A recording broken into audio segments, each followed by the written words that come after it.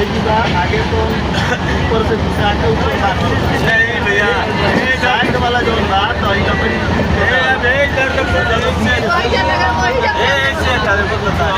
ऐसे ऐसे पूरा बराबर